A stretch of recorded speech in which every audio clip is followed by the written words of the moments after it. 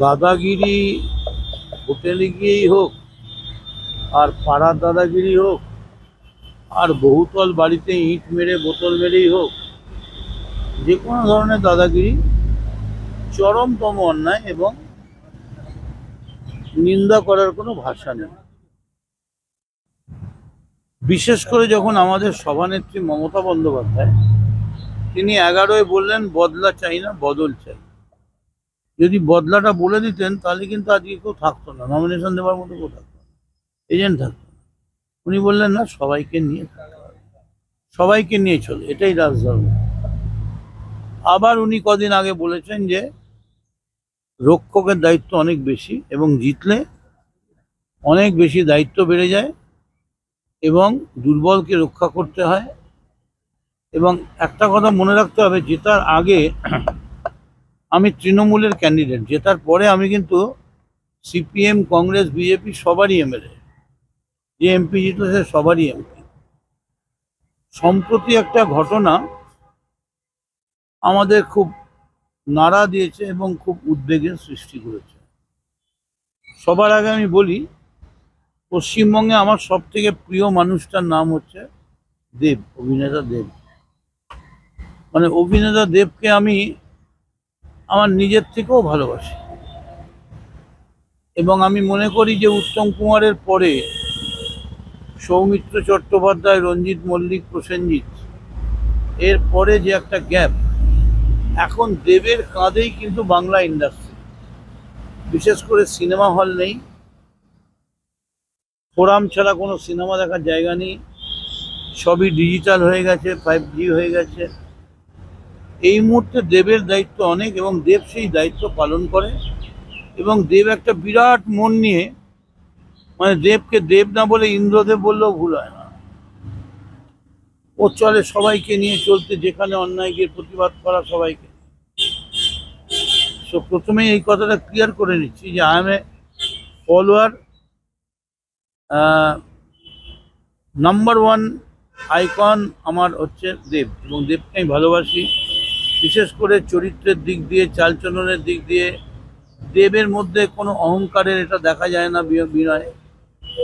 এবারে সোহম, আমায় যদি জিজ্ঞেস করো পশ্চিমবঙ্গে তোমার দেখা এমএলএদের মধ্যে বা শিল্পীদের মধ্যে সব থেকে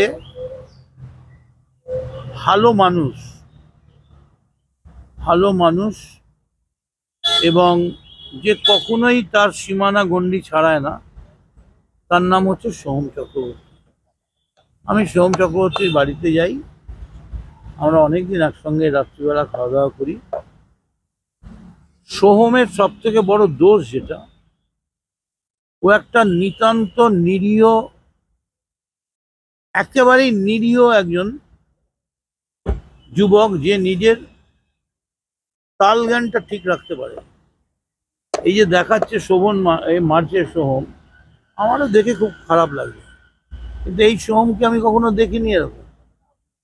এবং সব থেকে বড় কথা, এই যে এখন আমরা সবাই মিলে অ্যাডভাইস করছি, যেমন ধরো কাঞ্চন, খারাপ হোক ভালো হোক, সেও ইলেকটেড জিতেছে, আমার পছন্দ হতে পারে, নাও হতে পারে, সে তো ইলেকশনে জিতেছে।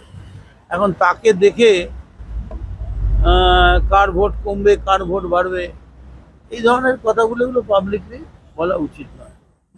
আবার সেখানে দেব এসে বললো না, ও গেলে ওর ভোট বাড়বে। আবার দেব কদিন আগে বললো রইলো ঝোলা চললো ভোলা। তো মানে কি হচ্ছে, দেবকে আমি অনুরোধ করবো, তুমি সিনেমায় ছিলে তো, সিনেমায় তুমি 1 নম্বর, কিন্তু এই আস্তে আস্তে সিনেমা ছেড়ে রাজনীতির আঙিনায় তোমার পদক্ষেপটা বেশি হয়ে যাচ্ছে। এটা তোমারও ক্ষতি, বাংলারও ক্ষতি। সোহমকে কিছু বলার দরকার হলে, আমার পার্টি আছে, আমার সংসদীয় দল আছে, আমার কোর কমিটি আছে, অভিষেক আছে, মমতা ব্যানার্জি আছে, এবং সোহমকে চর মারতে পারে আমি বিশ্বাস করতে পারি না। এর আগে যখন ওরা বেহালায় থাকতো, ওকে বেহালার চেহারা বলেছিল গুলি করে দেবে, আমি গিয়ে সেই ছেলেদের মিট করেছি।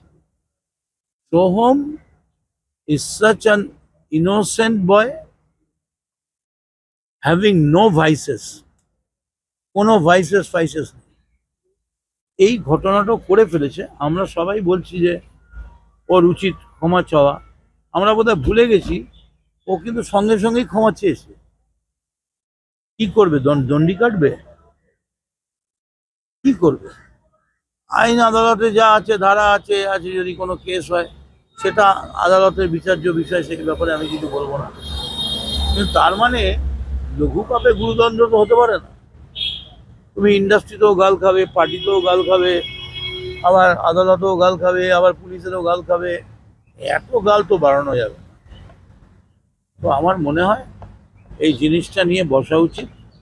এবং টালিগঞ্জ ইন্ডাস্ট্রিতে এখন এমন অবস্থা হয়ে গেছে, টালিগঞ্জ ইন্ডাস্ট্রি মানেই তৃণমূল।